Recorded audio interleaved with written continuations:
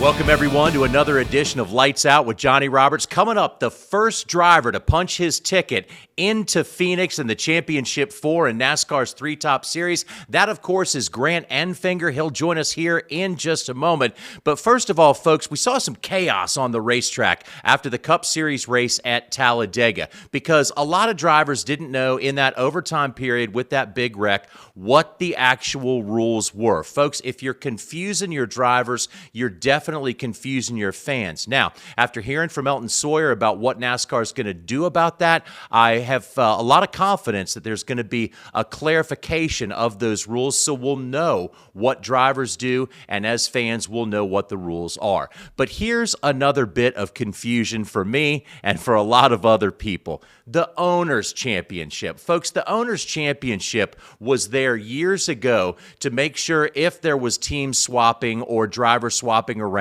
that there would be a championship that an owner could run for. But as of right now, drivers are sticking, for the most part, in that one seat throughout the course of the year. When Eric Almirola won the Xfinity Series race the other day, he said, hey, we're guaranteed a spot in the next round. Well, here's the question. Does that mean it bumps another driver out for the Owners' Championship? No, it doesn't. There's still going to be the same number of drivers that transfer into the next round in the Xfinity Series playoffs, despite who's running for the Owners' Championship. I don't think you really could see a fan out there right now saying, oh my gosh, who's going to win this Owners' Championship? That's going to be huge. It's for the teams right now, and I understand the importance to them, but in the overall picture, don't confuse your fans, and the Owners' Championship does nothing but confuse fans right now, and it's got to go. Time to go lights out with Grant Enfinger. He is the first driver in NASCAR's Three Top Series to punch his ticket into the Championship 4 at Phoenix.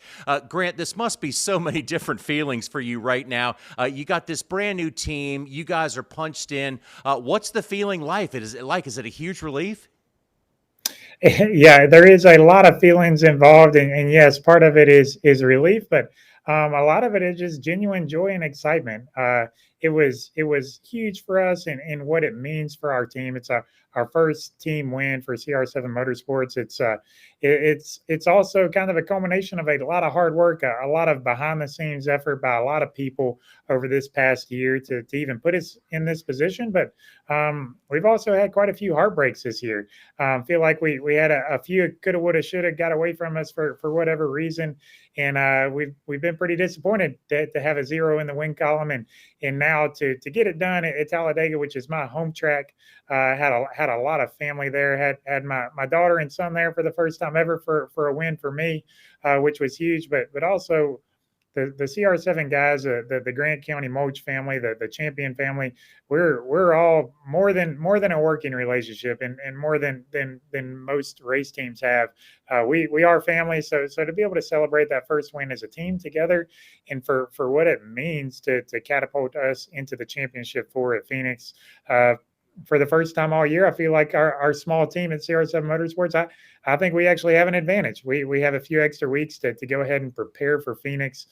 So yeah, just a lot of different emotions, a lot of things happening, but they're all good for our CR7 Motorsports team. Grant, you have had, and anybody that competes in Major League Sports, no matter if it's auto racing or anything else, you have your shares of ups and downs.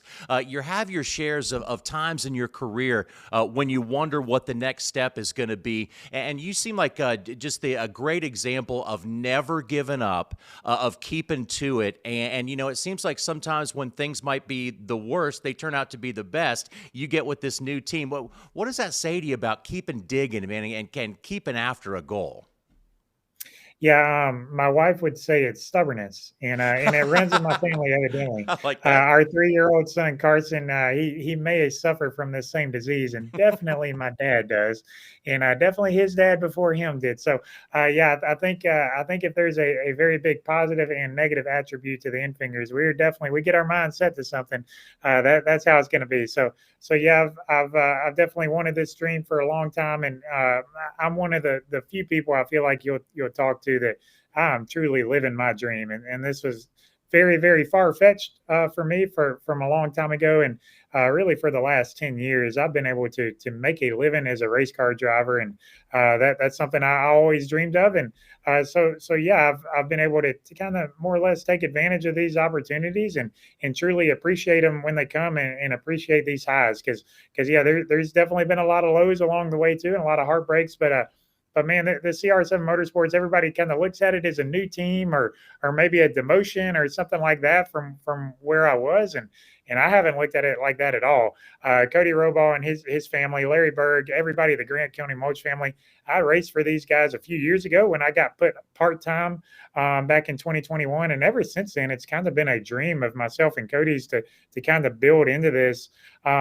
Really thought it was a pipe dream, more or less, for a long time, but then when I realized like his intentions were the same as mine to build the program how I wanted to build it, then it was a matter of putting all the pieces together and kind of putting all my chips in. I had a few other opportunities at the end of next year to do some stuff with some more established teams, and man, my heart pulled me this direction. And when we were able to talk Champion Power Equipment, talk Team Chevy into supporting this, we built an alliance with MHR, with our friends over there, Bill McAnally's. We're able to put all the right pieces of the puzzle together, and then we're able to attract the right people. Jeff Stankwitz has been the perfect leader, somebody I had worked with before. And I don't know. Yes, maybe it's a surprise to some people that we've had this success, but from what we built it and our vision, it's not a surprise to me, but it's still enjoying, kind of reaping some of these rewards. So yeah, it's definitely been an enjoyable experience, something different than I've for the last 10 years. I've been the guy they've plugged into an already good seat before. And this one, I've been more involved in making this a good seat, and making this hopefully a place that lots of high quality people want to work for in the future. And I feel like we've already attracted a lot of those guys at the beginning of the season, and it's been really cool to grow together and to enjoy that first win together. Is something we're still savoring in. So we're not coming down out of the clouds yet. We do have a couple more off weekends to enjoy this, but we do have to get back to work at Homestead in Martinsville. But we, like I touched on earlier, we have a little advantage. We can go ahead and start putting some work into Phoenix already. And Grant, that's an important word right there, work. When we talked earlier today, I love the fact that you were at the shop working with your guys. And I think that's something that maybe fans don't exactly understand about drivers these days. There's just the NASCAR just doesn't give away seats in these good rides. You have to work for them. And a driver just doesn't show up on race day and drive the truck or drive the car, that you have to work at it. And I think, again, you're living example of that.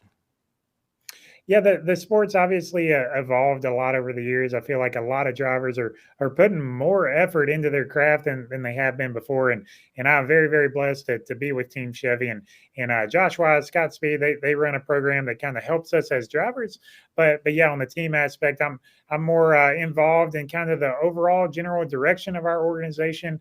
There was a time in my career that I was a general mechanic, and there was times before in my career when I wasn't driving very much and just working on the stuff. So I definitely haven't forgotten those days. But yeah, I'm definitely heavily involved at the shop, and try to be there to help us along. I think sometimes they enjoy seeing my taillights leave the shop sometimes, but definitely it gives me more appreciation, and there's definitely a bigger sense of gratification when we're able to accomplish something like this together. Where yes, I am the driver at CR7 Motorsports, but definitely more involved than just that. So definitely enjoy to be part of that, and it's definitely enjoyable to win races when you enjoy who you work with, and feel like you're growing together. So that's definitely fun. So Grant was talking a few years back to Maury Gallagher on a radio program, and we were talking about a time in the Truck Series history where a lot of people may not have understood when, I guess, Brad Keselowski, Kevin Harvick, those organizations were shutting down, leaving the trucks, that we were pretty close to potentially having the whole truck series go away. And I can't be happier to say today that it's really stronger than ever.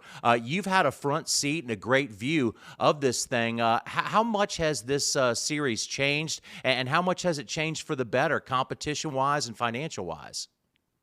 Yeah, really. Actually, Maury had sent me a text. I obviously drove for him a couple of different times, and including last year, he sent me a text after our win. And yeah, he's definitely very in tune to the business side of things. But yeah, I feel like the truck series, I get more or less full time in it for 8 years. I've been involved in it for more than that, though. I feel like really about 4 or 5 years ago, there was an increase in competition to where there is genuinely 20 fully funded race trucks. Probably 12 or 15 of those have really good drivers in them and can win races. And from a general standpoint, the truck series is extremely competitive. There are just so many guys that are throwing all the resources it takes at it. And I think the competition level stepped up about 4 or 5 years ago, and it's maintained there, in my opinion. There's obviously our little team at CR7 Motorsports. There's Bill McAnally Racing bringing 4 top tier trucks to the track every time. Spire brings 3 or 4. Tricon brings 5. There's some mega teams. There's obviously some other small teams like ourselves with Friesen's team. You got the 38, the front row. There is a lot of really good teams out there, and good drivers, and you have a good mix. You got some guys like me that have kind of made my name here more or less, and Friesen and Crafton and Ben Rhodes and Tom Majeski and some of those guys, and then you also got some guys that are probably just going to be here for a little while, and they're gonna work their ways up, like the Corey Heim or like Christian Eckes and stuff like that. So I feel like it's a very, very good mix. I think it's a healthy mix. I also think we have a niche. I feel like we have a very good niche for our friends at Grant County Mulch, also for our friends that I've had a 10-year relationship with in Champion Power Equipment. They get a lot out of our truck series. And yes, we're not the Cup series. We have our own demographic, but we get around to the campgrounds and we find champion generators. And I feel like we have a little bit of a blue collar niche, but the truck series is a little bit different. Whereas I feel like Xfinity is maybe, it's one step under Cup. And yes, technically, Truck Series is a third tier series of NASCAR, but I feel like us being trucks, a little bit more blue collar, I think we're on our own little niche, and we're a little bit more grassroots. And I feel like it allows somebody like me to, hey, make my living being a truck driver, and allows us to have a little bit more of a fan base. It's more blue collar guys. So, yeah, I definitely think it's healthy. I'd heard those rumors a long time ago. I didn't know if there was any truth to that. But yeah, very, very strong. I feel like the truck series from a competition standpoint and from a business environment. Not to say that racing of any kind makes any kind of business sense at all, but I feel like where we are with the NASCAR Classic Yeah. Truck Series is a very healthy place. Yeah, I drive a truck, Grant. Not as well as you do, but I drive one. And I love the truck series. I've always been a really big fan of it because I think the racing is fantastic. The finishes are fantastic. And again, like you mentioned, the competition level right now. How do you guys feel as if you're fixed to go after this thing? I know it's probably, I don't know if it's a generalization to say that, one of the top tier teams is probably going to win that Cup Series championship or the Xfinity Series. But man, we saw Brett Moffitt and Hattori a few years ago pull off the upset. We've seen smaller teams in this truck series. A lot of drivers say and teams say, give us an opportunity. Let us be one of those 4, and we can do it. How are you guys feeling heading into this thing? Can you do it? We absolutely can do it. My crew chief Jeff Stankiewicz has done it before. I've obviously come close before. I've been in the championship for a couple other times. So yeah, absolutely, we can do it. Like I mentioned earlier, I feel like we actually, for the first time all year, have a little advantage from a time frame standpoint that we can go ahead and start focusing on it earlier than the other teams. But the truck series, our box is a little bit bigger than what you have in the Xfinity series, or especially what you have in the Cup series. So yeah, just as a general idea, I feel like our crew chiefs, our teams can be a little bit more open-minded on some of this stuff on how we find speed. Yeah, you obviously there's different advantages to big teams and the guys that are building their own chassis and hanging their own bodies and stuff like that. But our guys, man, we're getting, in my opinion, the best bodies as you can get with Jerry Painter and the guys at the Fab Shop. We have our resources with Team Chevy. We have our alliance with Bill McAnally, and feel like there will be at least another one of those trucks here in the championship 4 with us. So yeah, we absolutely can do it, and I feel like we have the resources to do it. We're still working through some things. I feel like through the course of this year, we've had an opportunity. We've had a truck capable of winning 4 or 5 times. We've also had a terrible truck 4 or 5 times, and I feel like we haven't dialed into, hey, why do we struggle at some of these races? Why do we run really good at these races? We still, I feel like at CR7 Motorsports, have a few unknowns that we're trying to still work through. But now we can kind of hone in on that, and we have a little bit of extra time here. We have 2 off weekends. We have quite a few sim sessions leading up, and we're obviously going to be focusing on Phoenix. We're not going to let Homestead or Martinsville pass us by, but we're definitely going to hone in on Phoenix. That's a track that I enjoy. I think it's a great track for our Final Four. Obviously there's a little bit of chaos created there with the dog leg and all the crazy restarts that we'll have there. But I do think it's typically a place where the fastest truck typically sits on the pole, typically leads a lot of races. It is hard to pass there. But I think you're getting a true testament of who the best truck is on that day when you go to Phoenix. Whereas some of the other places, it turns into a little bit more track position, a little bit towards, hey, who hits it at this time of the race. Some tracks, go through a big transition.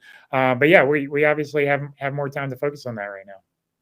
Well, Grant, you're proving 2 things to us. First of all, you should never give up on your dreams, and also nice guys can finish first, man. Congratulations on the success. Thank you so much for joining us, and man, I hope we get back together and talk about a championship very soon. All right, I appreciate it, Johnny. Yeah, on that subject, you're talking to a guy that was a 31-year-old rookie in the truck series. So you don't see that every day, but man, God has blessed me with some unbelievable opportunities, and I wouldn't change any of it. So thank you to everybody that makes this possible. Thank you to Champion Power Equipment, the Grant County Mulch family, Team Chevy, and appreciate you having me on, John. All right, thank you, Grant. Good luck, man. So, folks, time to close out the program today with another edition of Ward Burton Said It. Probably one of the biggest challenges in Ward's career as a pitchman was trying to explain to people that they wanted to go buy the Caterpillar skid steer. Now, anybody would have difficulty saying Caterpillar skid steer several times, but for Ward, it was a little bit difficult, and I think you can still Google or search and find the audio, which is pretty entertaining, as Ward always is. But again, he finally got it out and said, folks, you got to go over there and buy that Caterpillar skid steer. So he finally did it, as Ward Burton always does, and we got another end to this edition of Lights Out with Johnny Roberts. Thanks for joining us, everybody. We'll be back with you for another one very soon.